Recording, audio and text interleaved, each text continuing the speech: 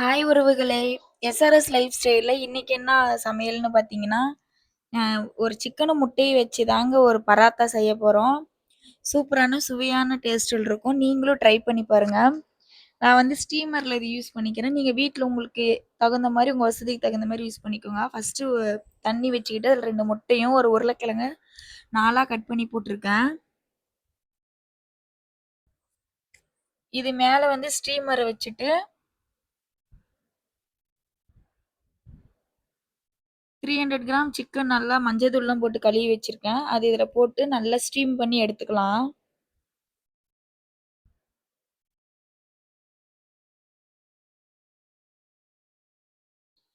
அதுக்குள்ள வந்து நம்ம சப்பாத்தி பதத்துக்கு கோதுமை மாவு நல்லா பெசஞ்சு ஊற வச்சிரலாம். நான் இதுக்கு சைட் டிஷ்ஷா சிக்கன் குழம்பு தாங்க செஞ்சுட்டு இருக்கிறேன். ஆல்ரெடி நான் இந்த சிக்கன் குழம்பு ரெசிபி நான் போட்டிருக்கேன்.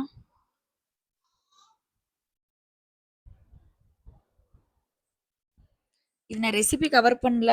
அப்படியே கொஞ்சம் கொஞ்சமா இது மட்டும் எடுத்தேன். உங்களுக்கு பராத்தாவோட ரெசிபி ஃபுல்லா கவர் பண்ணியிருக்கிறேன். அந்த மாரி நீங்க ஒரு டைம் ட்ரை பண்ணி பாருங்க. டேஸ்ட் அல்டிமேட்டா இருக்கும்.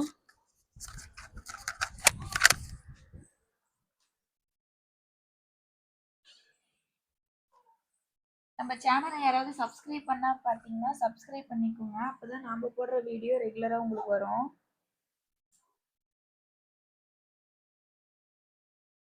இப்போ பராத்தா செய்யறதுக்கு ஒரு பேன் வச்சுட்டு, அதில் ஒரு 3 டேபிள் ஸ்பூன் ஆயில் விட்டுக்கலாம்.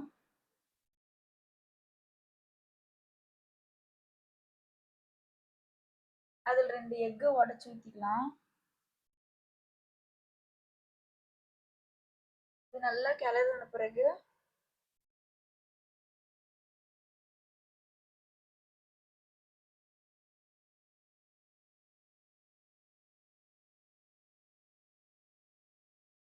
நல்லா பொடியா நறுக்கி வச்சிருக்கிற ஒரு சின்ன பெரிய வெங்காயத்தை இதில் ஆட் பண்ணிக்கலாம்.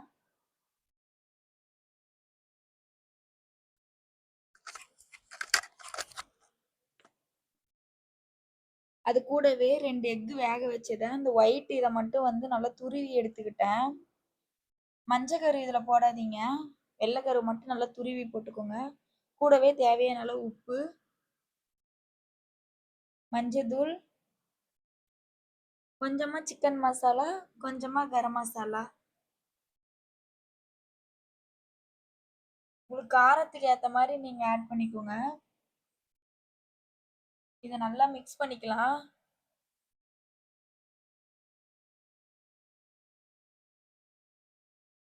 இது நல்லா மிக்ஸ் பண்ண பிறகு வேக வச்சு நல்லா மசிச்சு எடுத்துக்கிட்டு உருளைக்கிழங்கு இதில் சேர்த்திக்கலாம்.